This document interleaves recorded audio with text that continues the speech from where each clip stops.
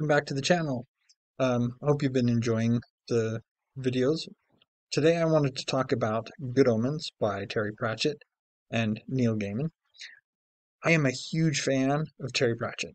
Um, his Discworld series is amazing, and I am a fan of Neil Gaiman, less so than I am of Terry Pratchett. Terry Pratchett, really, the reason I read Good Omens was because of Terry Pratchett, not necessarily Neil Gaiman. I do like his stuff. I've read The Sandman, I've read Stardust, I've read, um, there's a children's book my daughter found at the library that was awesome. It was The Wolves Are Coming Out of the Walls, something like that.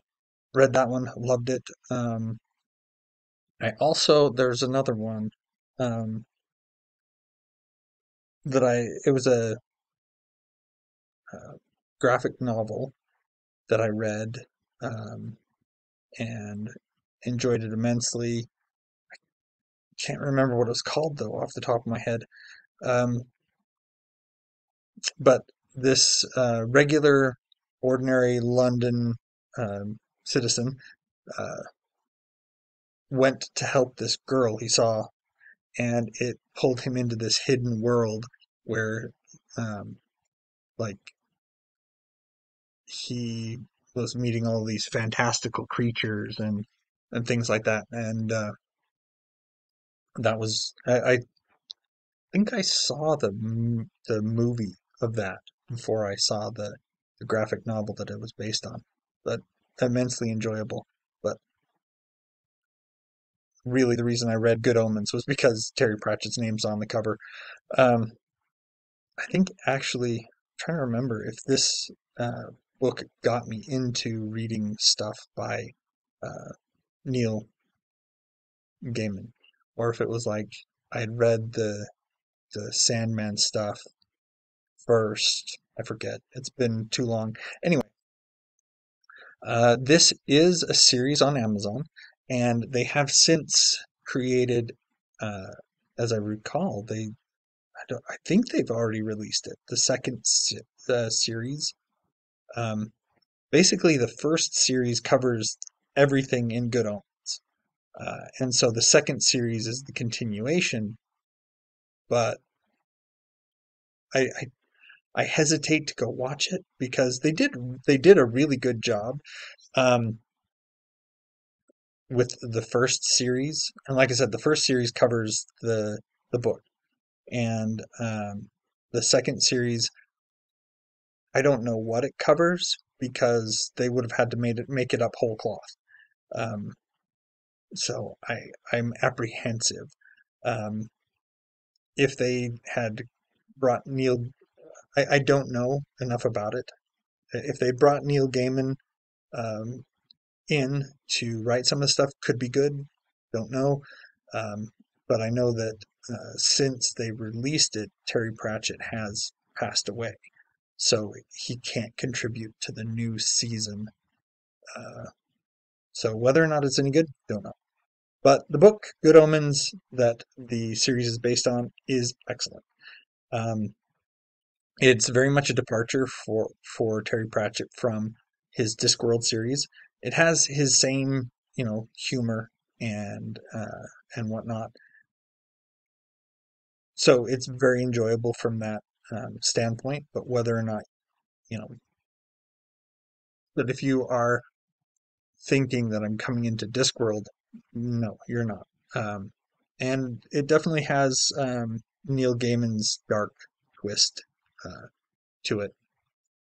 So the premise behind Good Omens is that you have creation of the world, and in the biblical sense, this is very much from the Christian viewpoint, which makes sense as both authors were British. So um, it starts with Adam and Eve in the Garden of Eden. They are tempted by the serpent. They're kicked out of the garden, and that kickstarts life here on Earth.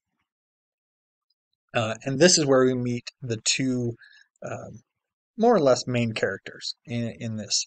There's Alistair, no, Aziraphale. there's Aziraphale, the angel, and Crowley, the demon. And these two, uh, Crowley was the demon who tempted Eve to take the bite of the apple, and basically got Eve kicked out. Adam and Eve kicked out of the garden. They come. Uh, they basically, these two, this angel and this demon, uh, they've known each other since the dawn of creation, and um, they've hung around on Earth since then, and they've come to enjoy it. They like Earth. They like it the way it is. They don't want to see it destroyed.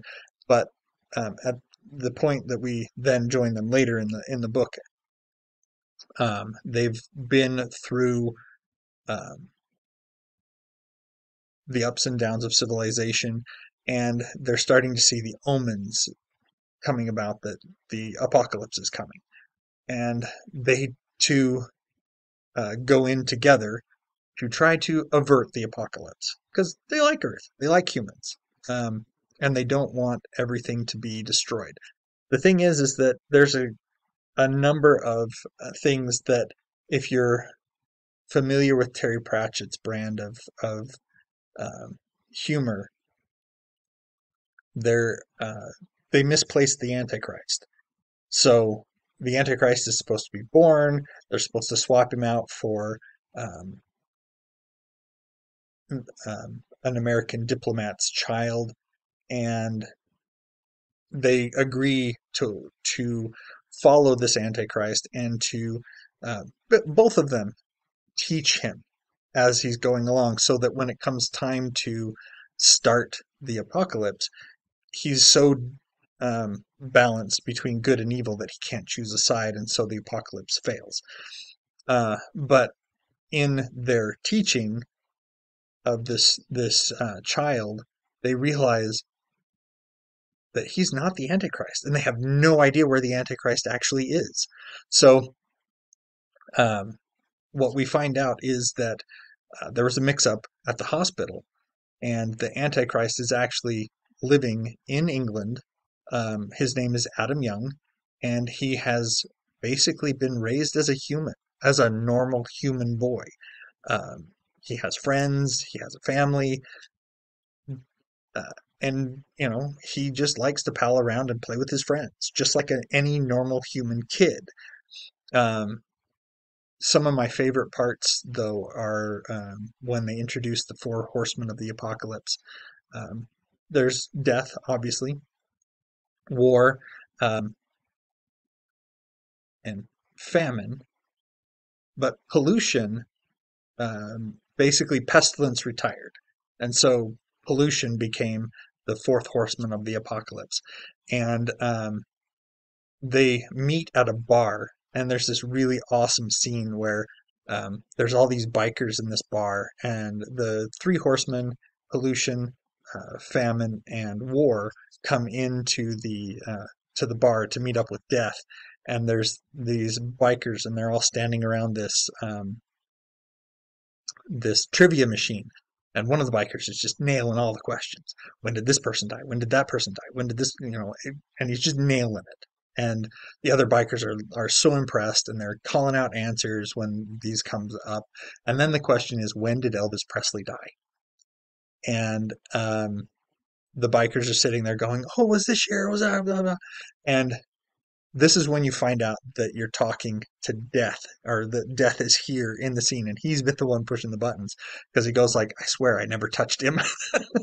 And that's when you find out it's death. So then the four horsemen of the apocalypse ride off on their motorcycles, and four other bikers join them, and in their ride, and they dub themselves the four other horsemen of the apocalypse, and they have a hard time figuring out who they actually are. Um, I I swear one of them calls himself like the horseman of embarrassing bodily noises. Um, but anyway, it's humorous. It's amazing. Um, there are a couple other side stories that uh, are going along as well, because one of the things that that we find out here is that there was a witch way back when, and her name was Agnes Nutter, and she created or she wrote a book of prophecies, uh, and she passed them down to her descendants. Now her prophecies are perfect; they're spot on, but they're so spot on that unless you're the person they're meant for, you may not know until it happens. And so the witches or her descendants have a hard time sometimes figuring out what her prophecies are because of that. And so we jump from um, "Thou shalt not commit adultery" Pulsifer, uh, who was the witch hunter who found Agnes and burnt her at the stake, which is an amusing story in and of itself, to the future where her descendant um, and the descendant of the witch hunter who burned Agnes, they end up together because they're trying to, one, the descendant of the witch is trying to avert the apocalypse as everybody else, and um, this descendant has again joined the witch finder army to hunt witches, and so they end up together trying to combat the apocalypse as well. Like I said, very humorous, very enjoyable, um, and I highly recommend Good Omens. Now, I have watched the Amazon series. I watched the first season of it, and it was very enjoyable. They did a lot of there were some changes. There was a scene at the end that didn't happen in the book. It made sense. The the scene made sense. The addition, not so much. Uh, they could have left it out, and it would have been nothing. Um, but it made sense. But again, as far as I understand, they have released, or they were going to release, a second season of the series, but what it's supposed to cover, I don't know, because they basically did an awesome job covering the book in one season. Now, there are a lot of books out there that I think should get this treatment, especially if they have someone who loved the book and is trying to bring the author's vision to life. In this case, I think they did a good job with Good Omens on the Amazon side. Um, Not so much some of the rest of the stuff that they've done. Um, but definitely check it out. And if you've read this one, let me know what you thought. Like, subscribe, comment down below, hit the bell on so you get notifications, and enjoy what you're reading.